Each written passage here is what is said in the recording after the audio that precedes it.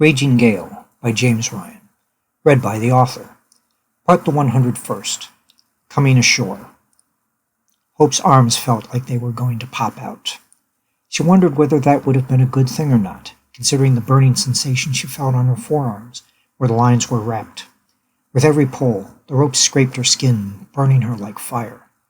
And that wasn't half as unpleasant as the pain in her lower back from all her digging in of her heels. The strain of her labors were met with screams of pain, as aches from her body made her aware that there were muscles behind her navel that she did not realize existed before this. "A few more," called out Fallard, who was up to his knees in the water. "She's almost above the high water mark." Hope looked around to see the rest of the crew's reaction to the master carpenter's assessment, but found no one else willing to complain. Abigail and Osai were straining so tightly against their lines that they looked like they could have pulled the Raging Gale onto shore by themselves. The others either wrapped themselves in anchored lines attached to the hull, ready to pull the ship ashore, or were in the water, putting their shoulders to the keel to push her.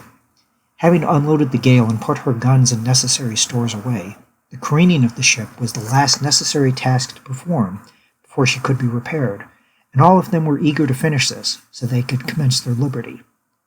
Spared these tasks were Surgeon Samuels, who, it was felt, might hurt himself were he pressed into manual labor and be unable to practice his craft.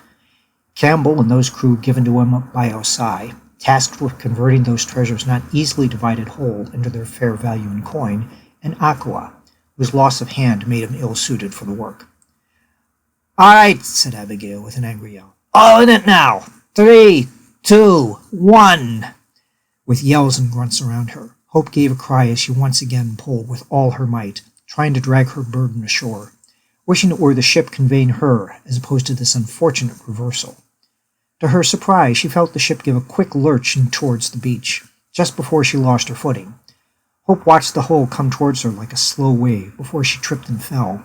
The lines were so tightly wound around her arms, she fell backwards and rolled 4, but she stopped pitching forwards towards the ground with a few inches clearance under her knees.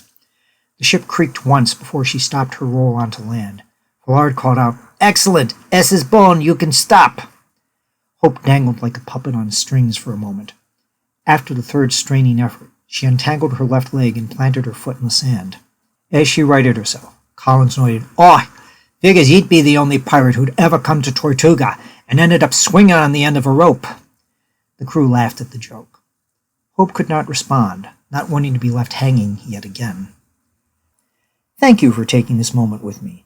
If you want to keep up with new chapters as they get posted, please subscribe to the channel and click the bell icon for notifications for when pieces go up.